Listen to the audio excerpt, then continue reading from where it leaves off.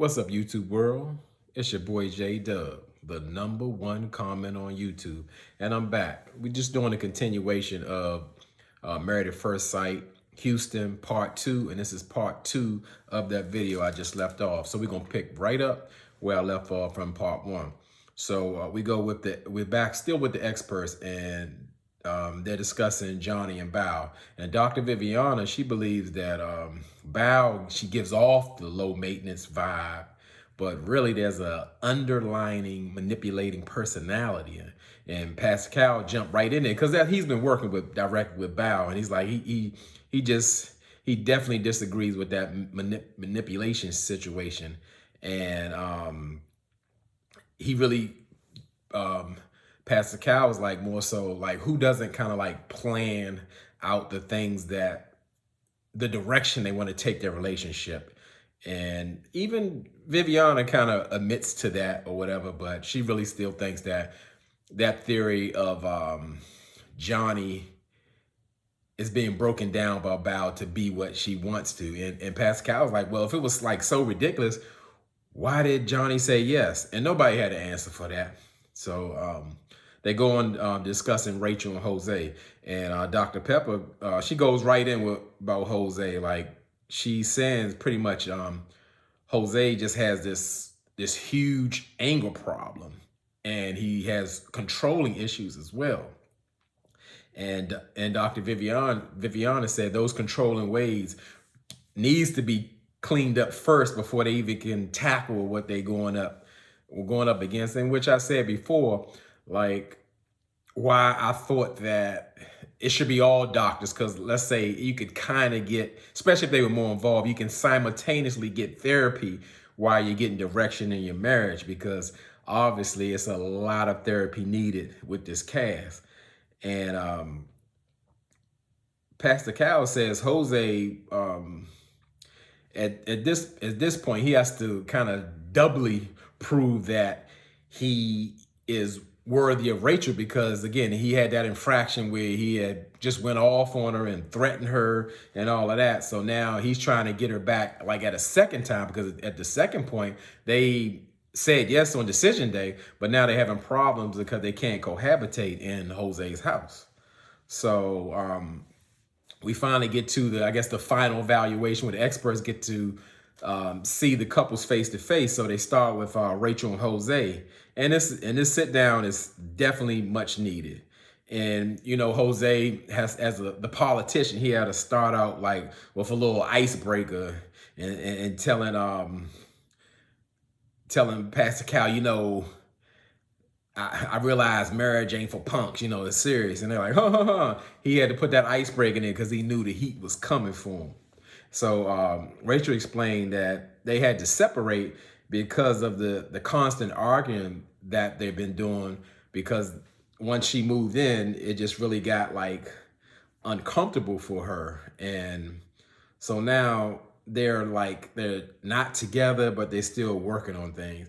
And while they're talking, you could just see Jose like squirming, and you know, you could just read his face. He's just visibly uncomfortable about hearing, because it's pretty much he's the problem. You know, Rachel doesn't have that type of attitude. She's going to try to get along, or and so much we know she'll make a list on you instead of telling you everything that you're doing wrong.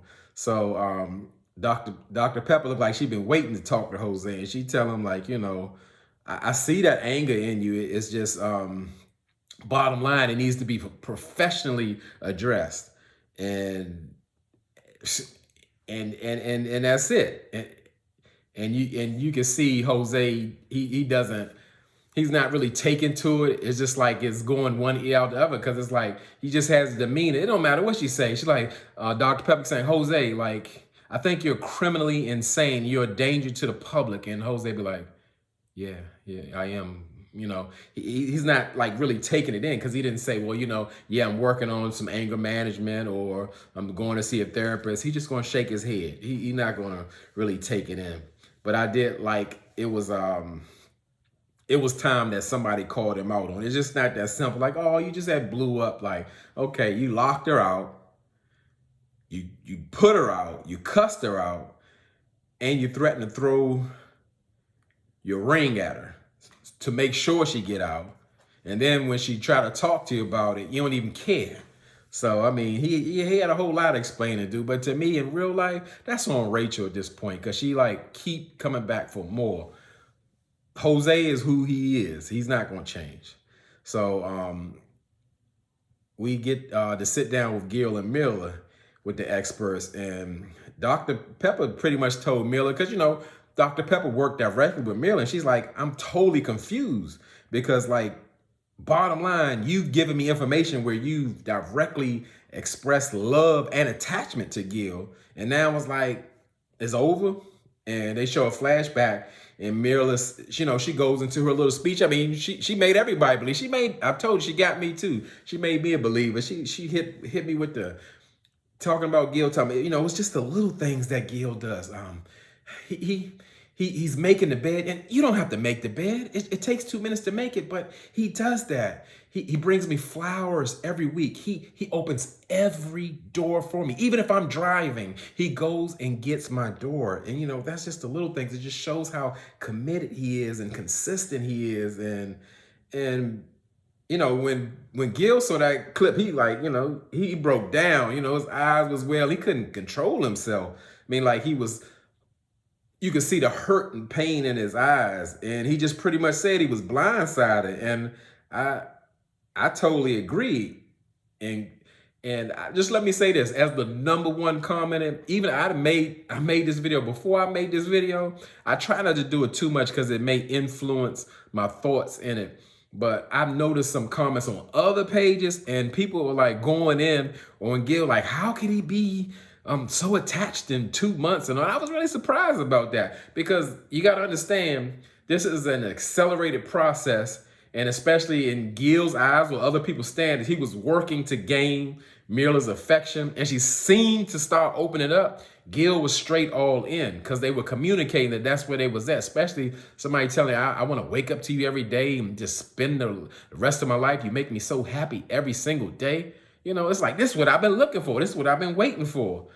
And Gil is straight heartbroken, as well as he should. And let me say this to you. We all are different, but that's what it should kind of look like when a man is hurting. He can still be hurt. He can even be losing control, because Gil could just stop crying. He was just wiping his eyes. He was holding his head, but he could still communicate. You know, when you're hurt as a man, it should not look like, you know, like, oh, I just wanted this so bad. You just don't get it. You just don't touch me. You just don't get it. You don't get it. It shouldn't look like that.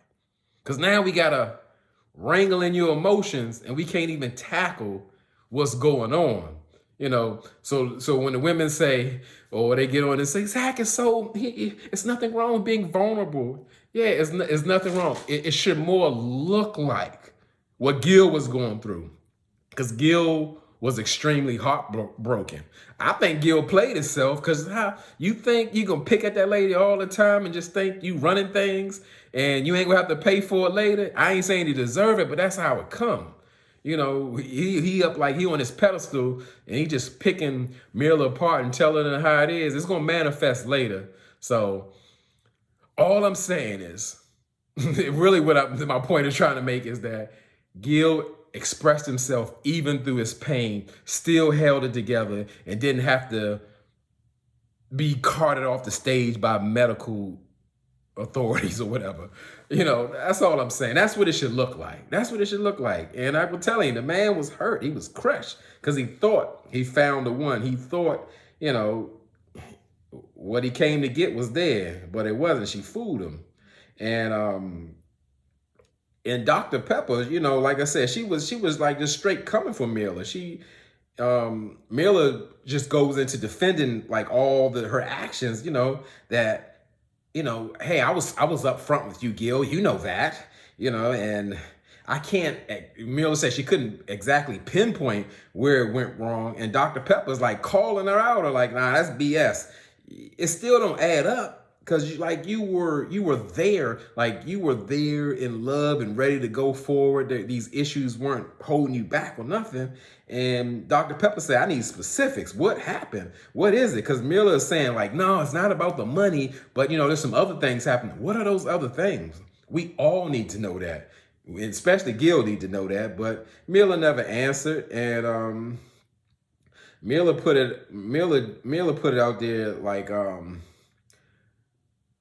hey, I did what I was supposed to do. And Pastor Cal, I was about to call him doctor, he's not. Pastor Cal pretty much said Myrla was scared. And Myrla just put out there, well, like, well, you know, am I supposed to stay in a relationship while he's so happy with me and I'm not happy with him? And this is where I'm going to rehire Pastor Cal. After this one, I'm going to call him Dr. Pastor Cal.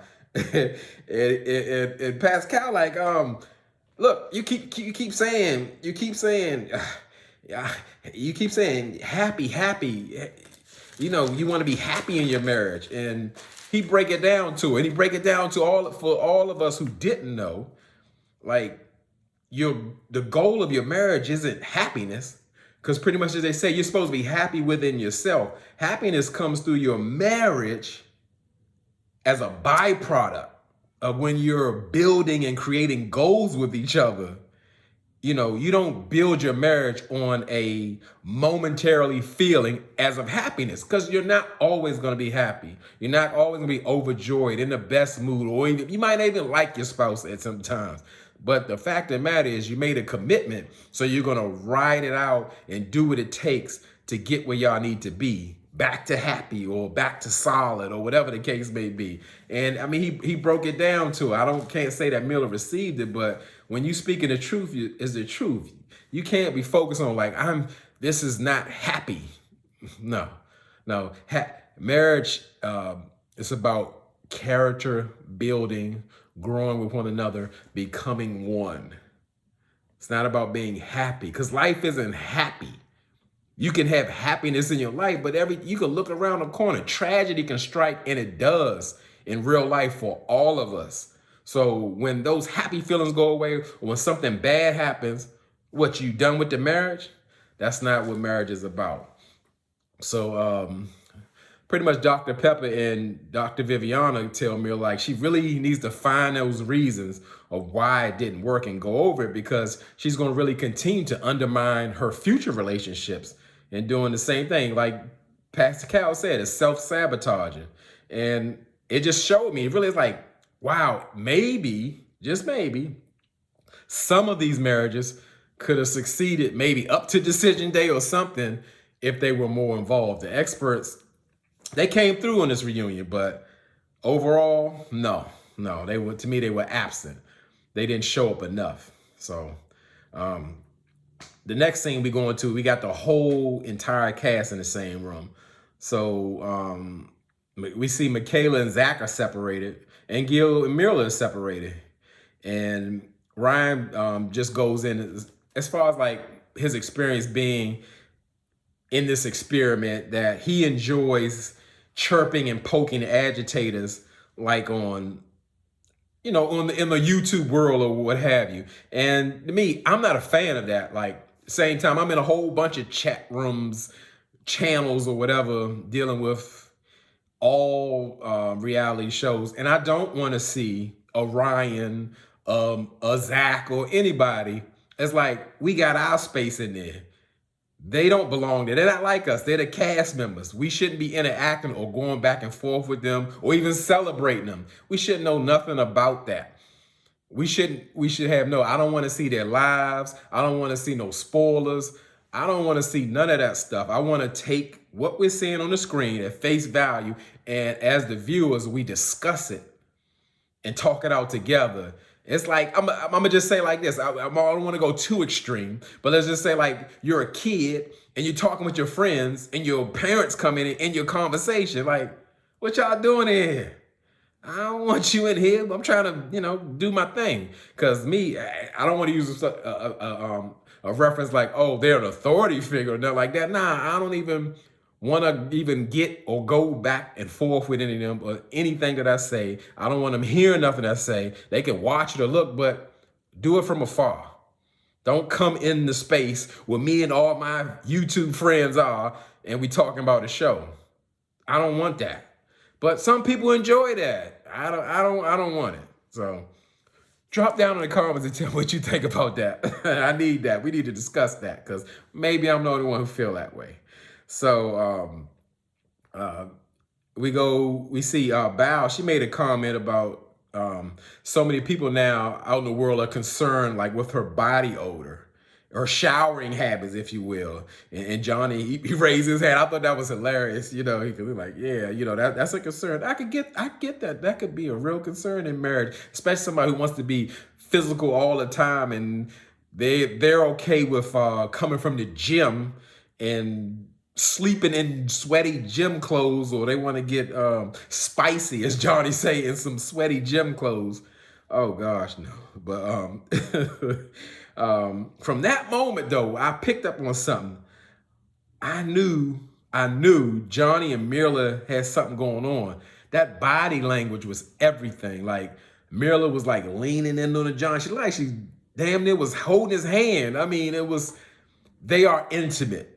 And something's going on other than being friends. I'm assured of that. Certainly. So Kevin wants to bring up Gil's DMs because he know the ladies know that he's single, and you could just tell Gil is like so far removed from this process. He just doesn't want to be here. He's just like done with it, and he's barely holding it together. His eyes are still glossy, and you can see the pain on him. I felt bad for him in that moment because you can see him suffering, and pretty much he says that Kevin likes just pulling the story out of him, and just tell me some crazy stuff that's happening in your DMs, Gil, because I know they jumping. So Gil tells him that it's a persistent woman that pretty much posts faithfully every Wednesday, and she's telling him like Myrla isn't the one for him, and like she'll fly out of the moment just to be with him. And I'm just like, but back that up, back that one up. When they were talking about that persistent lady on the DM, just like pretty much harassing Gil, and you can hear in the background Myrla say, "Oh, we like her." I was like, did anybody pick up on that? I need to know that too, because I caught that. I'm like, wow, Myrla is really showing that she is so disconnected from Gil, like she never even knew him, even though she's been crying about this is everything she's been praying for and more in Gil, but now he's a stranger. He's just a part of the group, and that's disturbing to me. That disturbs me. It's like a switch you turn on and off. So finally, Kevin asked a question the whole world, or a lot of us wants to know. I kind of, on this channel, I say what I say. Some things I kind of back off a little bit, but it's something I want to know. He asked Jose, what does he think when the people say that Myrla isn't his type? And when he's saying type, he means gender. And I thought that was a clever way to ask it without being offensive. And Jose say, he doesn't really get into it, and he knows who he is, and this is his wife, so that clears it up. Because people say anything. I wish Kevin would have asked a couple of more of those husbands. Is a wife their type? And we're not talking about the way Ryan's type is. We're talking gender. So yeah, that was something. I didn't expect that. I didn't know they would go there. So Kevin got into as far as like he wants to know like the dynamic of the whole group. It's like who's kicking it on the weekend, or y'all doing stuff together. And Myrla pretty much say like she been hanging with Johnny, she been hanging with Rachel, and actually they show pictures that Myrla and Rachel went to Chicago, and then she was like, oh, before that, me and Johnny went to Mexico, and everybody's like, what? And Johnny was like, wait, that didn't come out right, or whatever, and you can see the anger, the rage in Gil. Now, I said, even if he was hurt, this is me personally, even if I was feeling that way for Myrla, I wouldn't give her all that because she's giving me nothing. She's giving me like, I never knew you, I never wanted you, I never attracted to you. So I'm gonna go cry backstage or something, if it's like that. But Gil was pissed. He was so upset. He was so angry. He like, and they started talking about, Kevin like, oh, Myrla, so you and Johnny are besties. And she like, yeah, yeah, yeah. And Johnny was like, like there could be more. And like, I was like, man, they playing with my man Gil. Like he ain't nothing. I'm like, Gil, you need to take a page out of Hurricane, but not that far. But let him know, like, stop playing with me or something. I mean, like, I would have gave him that energy, because it's like they making a mockery of him. Like, they have, that everybody's supposed to be friends and everything.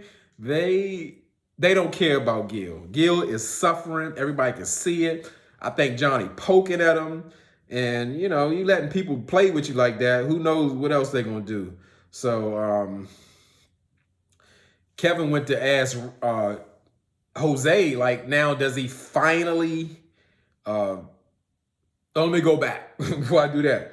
Oh, Kevin actually asked Gil, like, what does he think of Johnny and Myrla's bestie friendship? And he's like, I don't think nothing of it. He ain't with it. He said no comment. I ain't got nothing, because he pissed. He like so gone. He's so angry, and he need to get that off his chest. He need to say something.